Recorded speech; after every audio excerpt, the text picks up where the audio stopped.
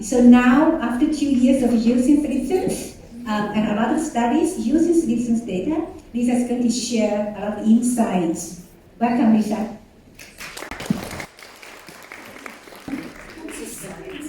I had enough drama left. So today, I am no expert, and I've really enjoyed our previous two speakers because I've learned so much around sleep. And I think it is one of those things that we almost think it's okay that we don't sleep. We've normalized that, you know what, we're supposed to be exhausted. Anybody who talks to me, oh, that's the hormones, it's everything else, but the fact that, you know, we don't even want to talk about it, we don't want to address it, and all too often, if we do bring it up, someone's going to say, I've got a pill for you. So, as I said, we were talking about, we've been doing Sleep Sense now for 2 years, and I remember myself and Susan, who was working with us at the time, and you know, we're talking to Jessica, and we're like, this sounds really good. This is interesting. And you have to know that Susan was very anti-technology. She's like, we're not putting robots in this building. We're not doing anything like that. But what makes the difference is we were talking to somebody who had a technology, who wanted to learn about long-term care, and we could work together. So everything we've done to this point has been really collaborative. I've felt that, you know, they've had an ear to listen to what's happening in long-term care, have become more engaged in long-term care and understanding what we do in long-term care. So we had some challenges. I have challenges. Yeah.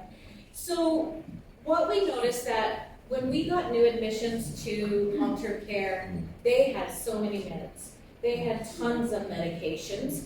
And as you know, we've talked earlier about, they were not only coming from, you know, most of our admissions these days come from hospital, and most of our residents have been chemically and physically restrained. So it's kind of like we're starting in a really bad place.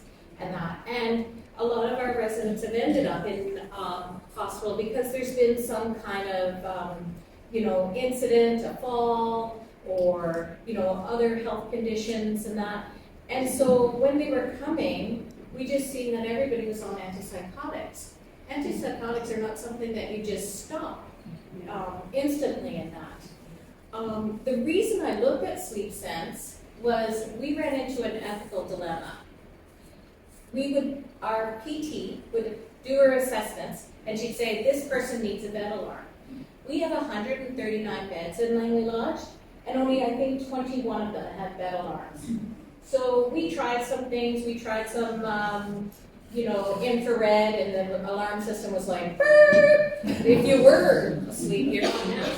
And you know, and then it was just awful. They couldn't move. If they put their leg out over the bed, if they were asleep, it went off. It was just totally ineffective. And so we were looking at Sleep Sense in terms of a bed alarm, because we can set the alarm and use this system to tell us immediately when a person gets out of bed. And we also have the flexibility to say, so for those residents that are ambulatory, we might set it for 10 or 15 minutes later. If they don't go back to bed, then somebody's gonna go and check on them and see, where are they? That's strange, you know, if they're up in the middle of the night. You know, did they go somewhere? Are they in bed? Do they need assistance? And so that was kind of our, you know, our initial thing was, I didn't have the money for bed alarms, and if you look at the beds, which we just replaced some beds that were full rails that don't meet legislation, they're quite expensive, and they're very institutional looking. So we went with the Sleep Sense on every single bed. So what it did help us with is our alerts and that. So we could look at kind of, you know, what time people were falling. Anybody working in long-term care, huge expectations. huge expectations from quality, huge expectations from licensing, they're appropriate, but and huge expectations from families. When you tell them that their loved one has fallen, they want to know when. And what's the next question they're going to ask you? Why? Well, they're going to say why, but they're also going to say, were they on the ground very long? How long were they on the floor? Did anybody go to them right away? Were they there for 2 or 3 hours with nobody seeing them?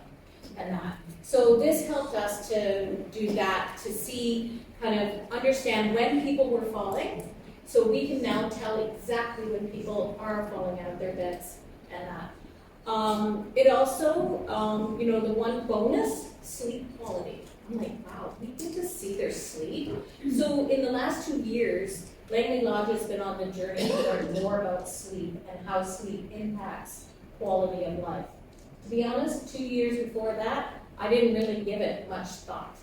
Thought about my own sleep, but I wasn't really thinking about our residents' sleep and how that impacts what their day is going to look like and that. So, we have a real good sense of people's sleep patterns, how long they're sleeping, are they napping, which we know now is not good, although I really like it.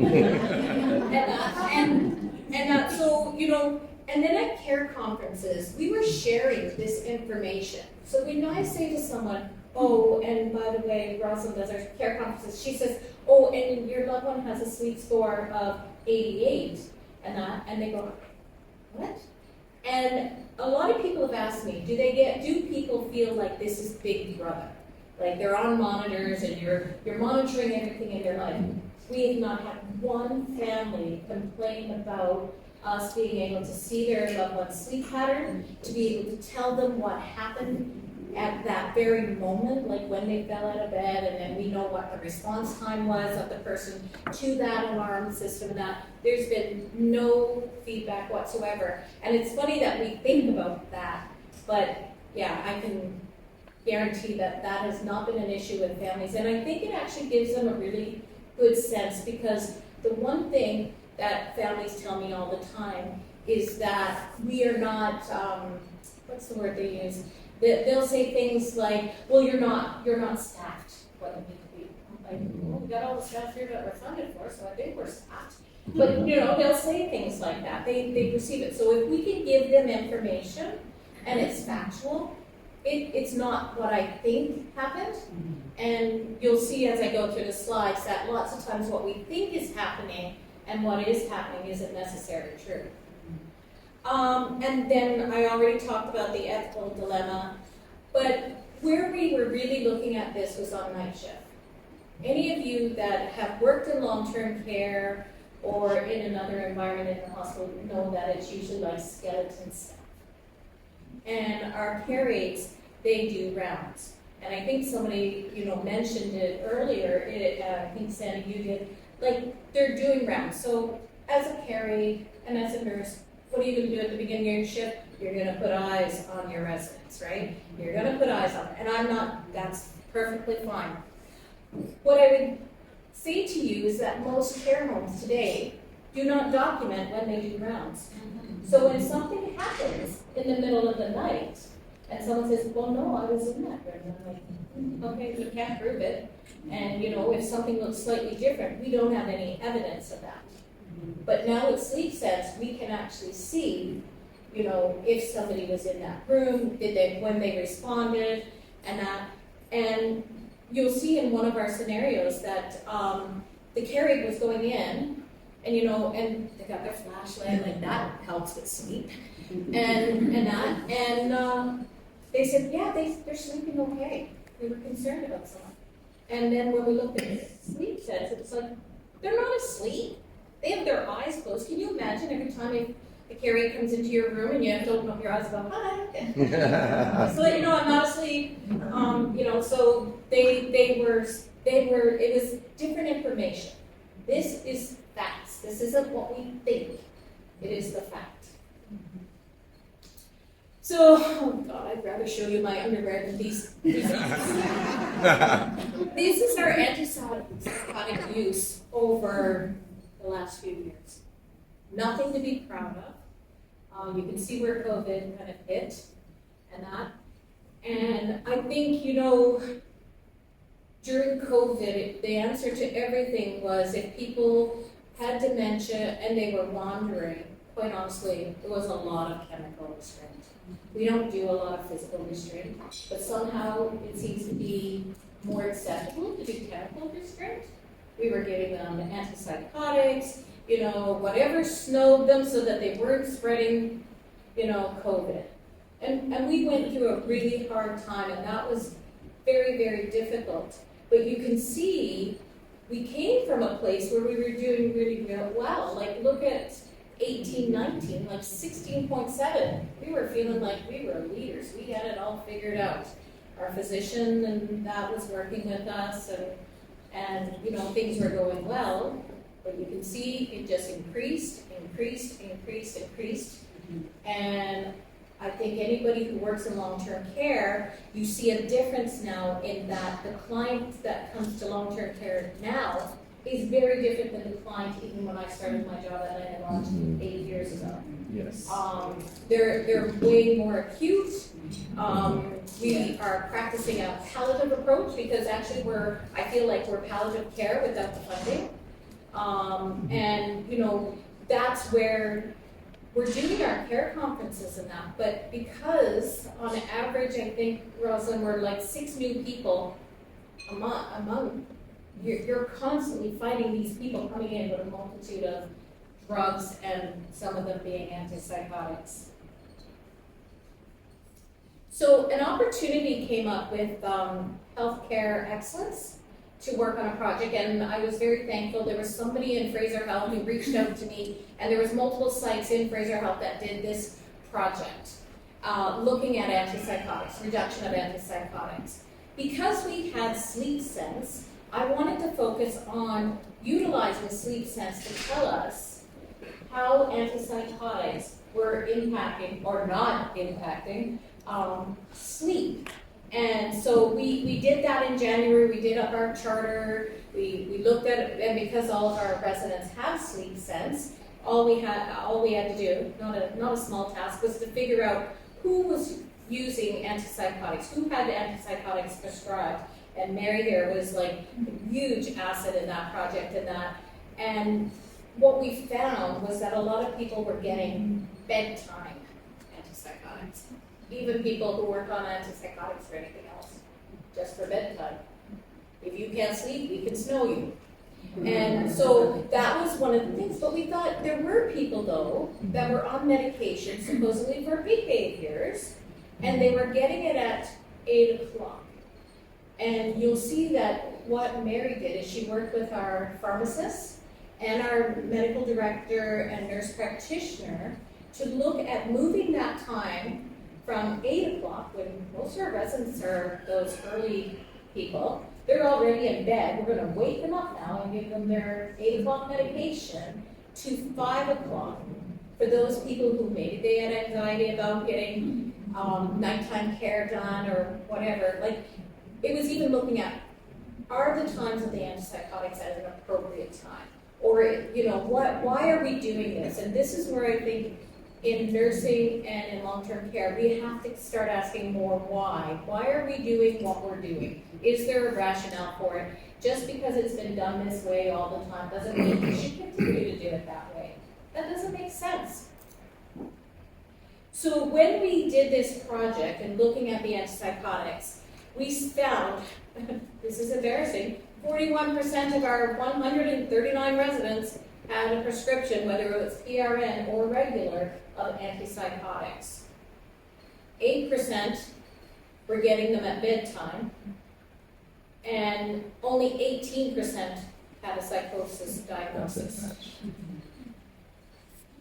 So we wanted to reduce those antipsychotics, as I said, and our night staff were really starting to embrace sleep sense. Anything will be a change management.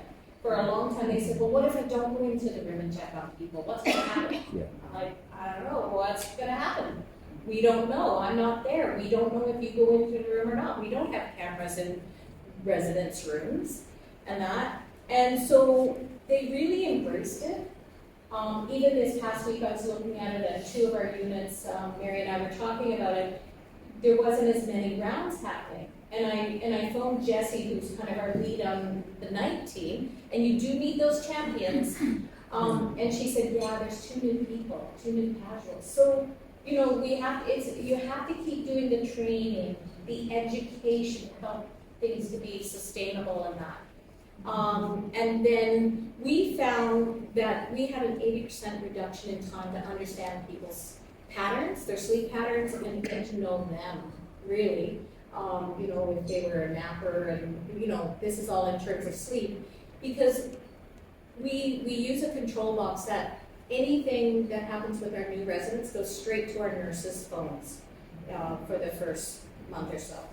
And so they get to know these residents really, really well, very quickly. So with healthcare excellence, what was really great is they really kind of make you tighten what you're looking at and, you know, what you're measuring and that. And so with the group, they were really interested because nobody's talking about sleep. So when we did our analysis, we were looking at improving sleep, looking at that data, establishing baselines for people. All of a sudden now I got a new resident and I look at 2 months of sleep and I can go, okay, their score is 55 or something else, right? Whatever that is. So what can we do to help this person sleep? Because we know how cranky any of us can be and irritable if we don't get sleep. And that was really important to us, that our residents, I mean, there's enough to deal with every day, but not getting sleep is just something that we can control or, you know, we can work on together. And then what we were able to do is look at the residents who are already coming to us on antipsychotics, what was their sleep score, and then as we tapered off their medications, what was their sleep score, and that. And like I said, it's real-time monitoring. We can go back, we can look at a 2-week trend, we can print that off, we can really see kind of what's happening at different times. It's kind of like if they were getting sleep medications, we can tell if it's effective or not, right? Think about it, it's kind of, you know, if someone says this is for your sleep, and then you don't sleep, it's kind of like, okay, that's not very effective. And I mean, lots of times, again, if a nurse went in and she's doing rounds with her flashlight, and, you know, she may not know whether that person's sleeping or not. It's so subjective, whereas this is really objective. So we have really embraced sleep sense because I can't afford beds with bed alarms. And you know what? Sometimes you get something really good out of a, you know, challenging situation, and that's one of these things now. What we did learn, though, in terms of an organization, is that when you're doing training on technology and that, you need to look at who does it impact. We failed in a few areas. We didn't do training with the housekeepers who were moving the beds and destroying monitors by the dozen. We put it in our policies. We looked at kind of, you know, how everybody has to use sleep sense. We have integrated it. It's an expectation now. It's not just, oh, if you're interested, have a look and see what their sleep score is. It's integrated in our policies. So that was really, I mean, that's critical for system change. So I just wanted to talk to you about a few residents, and you've seen a few of these graphs already this morning, and that's what it kind of looks like. So I want to talk about this resident, and he's remarkable. He's been with us now 2 years. He has Parkinson's, couldn't afford the medications he needed for his Parkinson's. So, you know, was prescribed an alternative medication. He got to the point where he was so depressed that he was asking for MAID. He didn't want to live any longer. And, you know, and this is our gentleman who the night staff would go in and they'd say, he's sleeping, his eyes are closed, it looks like he's sleeping. And then when we looked at his sleep data, actually he wasn't sleeping. And this gentleman is now happily We actually paid and advocated for him to get the medication he needed. He is living a full life now, pain-free. That's how much pain, and when you're not yourself and you don't feel you can live your best quality of life, no wonder he was thinking about MAID. And we had to do something to change that, So when you look at his sleep score, can you read it? I have glasses for distance, but it's not helping. 50. So when we first started looking at this with this gentleman, his sleep score was 50. He was going to bed relatively at the same time. But look at those yellow lines. Those yellow lines represent how many times he's getting in and out of bed during the night. He definitely wasn't getting a whole lot of, deep sleep and he wasn't rested at all. And that's what he was telling us day after day. I'm exhausted. So now you're dealing with, you don't have the meds you need. You're exhausted and you're in pain.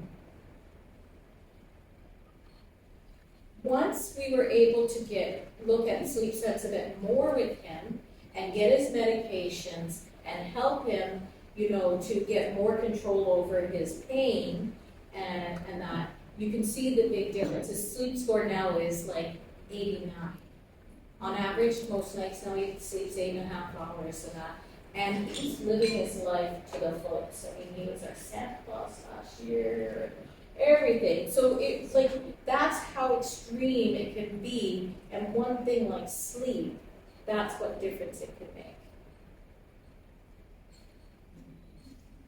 Now, our next resident we're going to look at, she has a diagnosis of psychosis, dementia, and hypertension.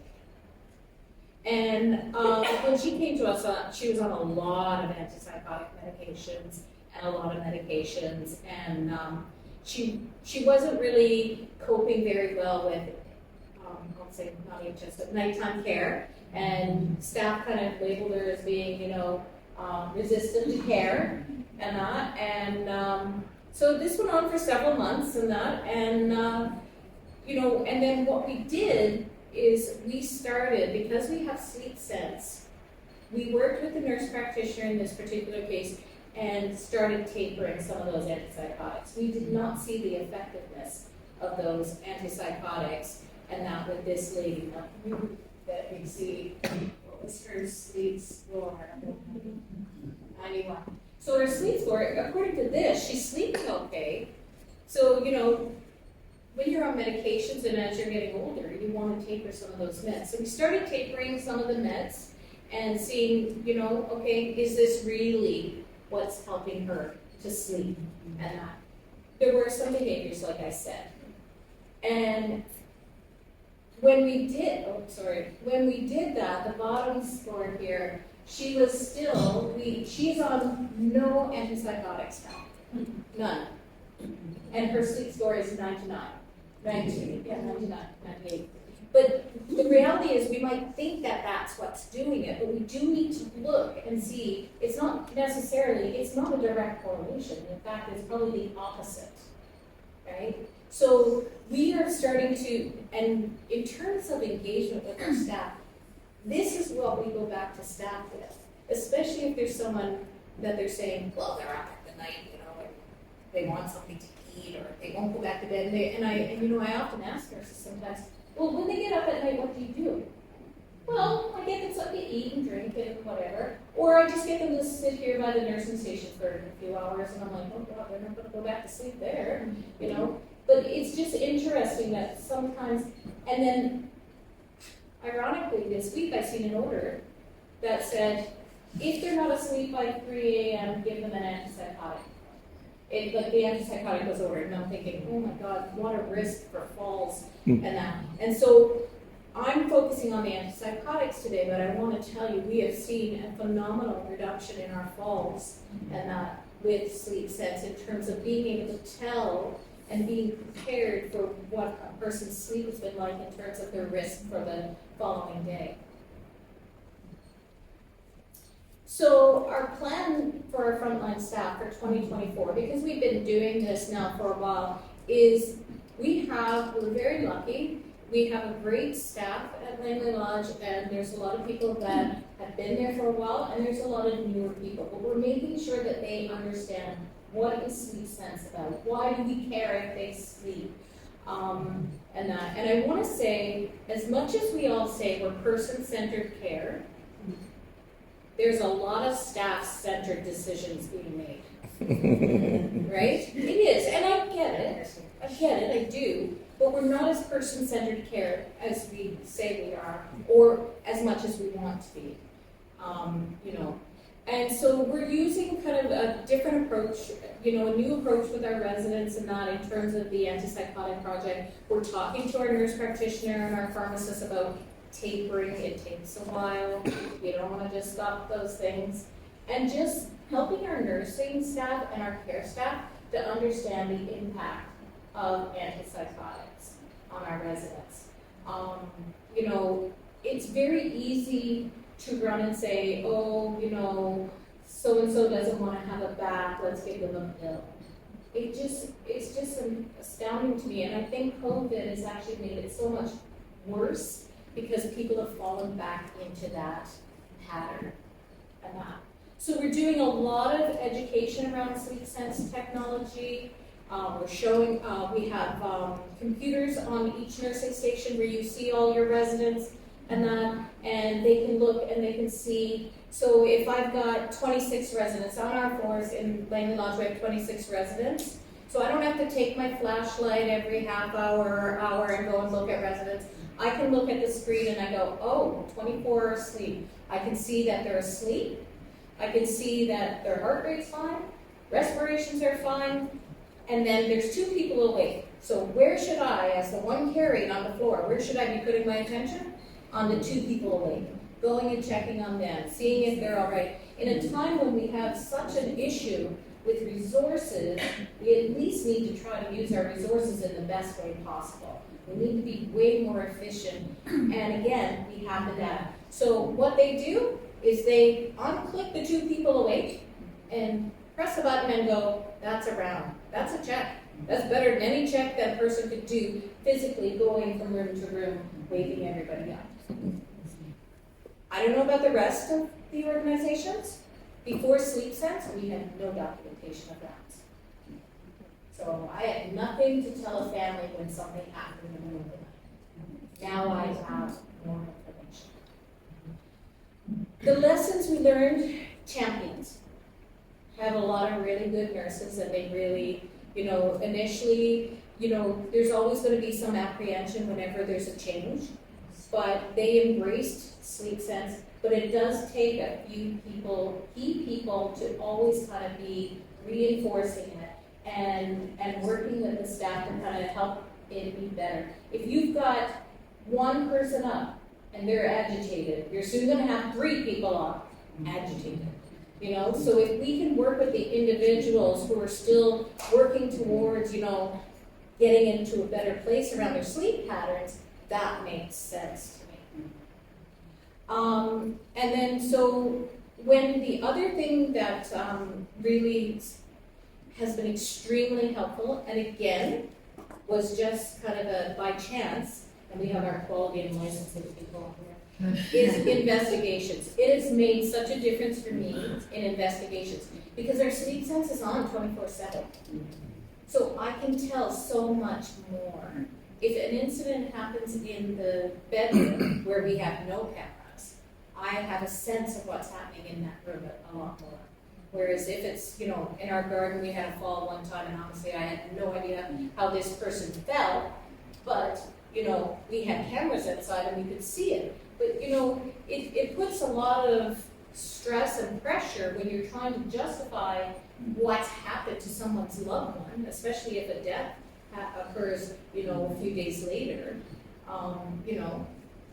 It just helps to give more information.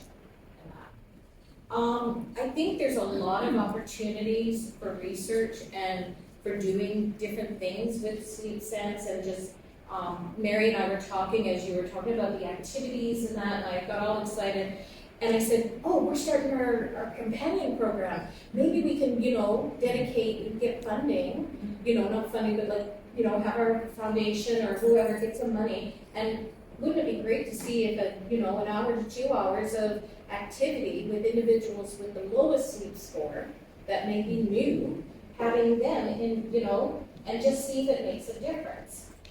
The one thing I can tell you is there's been no harm or negative impact of sleep sense.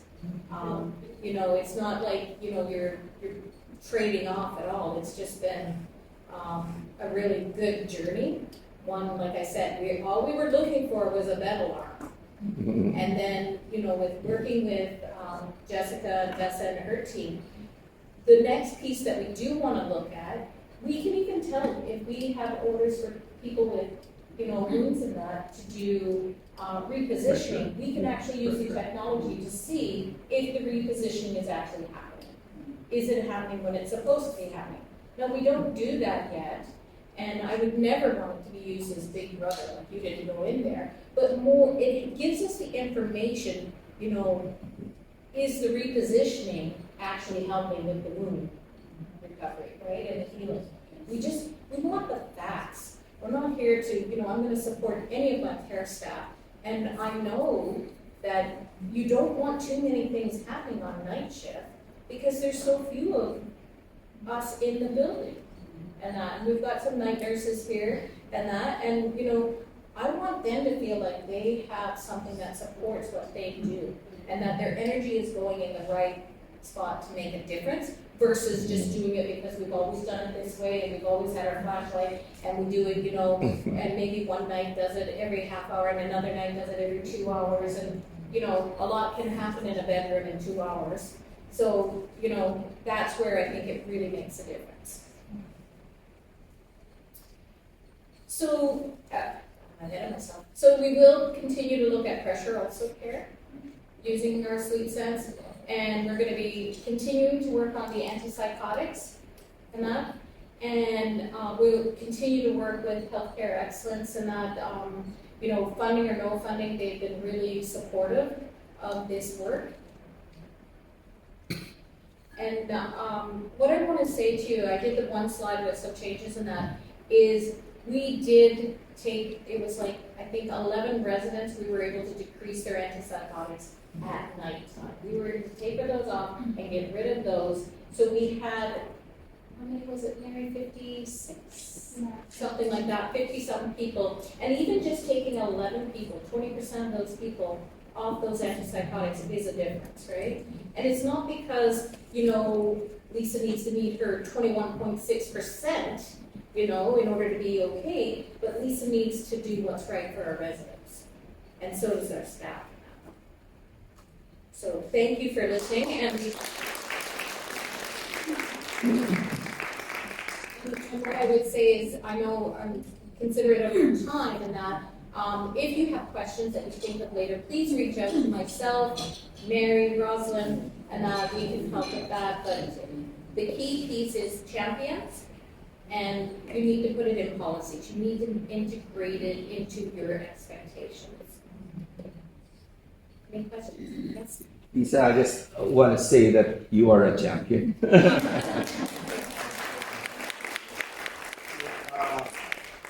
We'd always say the COVID was antithesis to care of the older adults, but it's still happening in the echelons and priority of patient care in the hospital.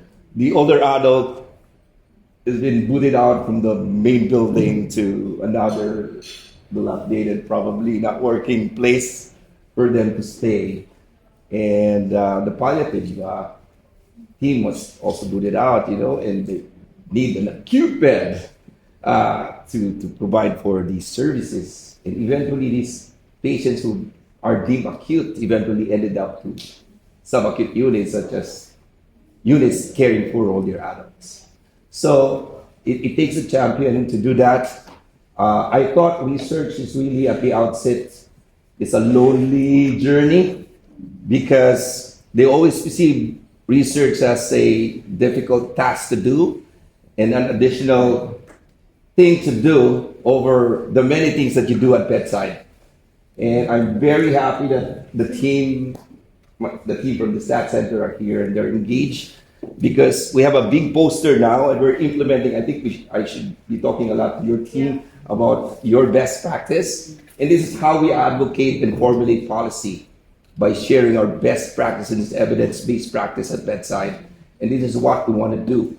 We're doing our best, but we're not broadcasting that we're doing that care for our patients. And so this is an opportunity, really. And we appreciate what you have done.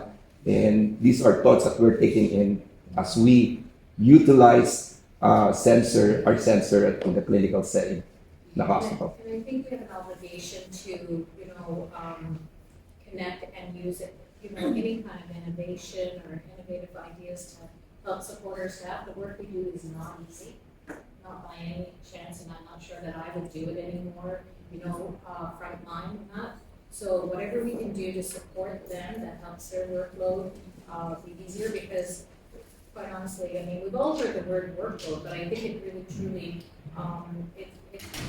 it's resounding right now in terms of workload in working in long-term care. I'm going to invite Ali Denji, who is the CEO of Langley Lodge, to come up and do closing, because I'm conscious of time and that. But like I said, please do reach out.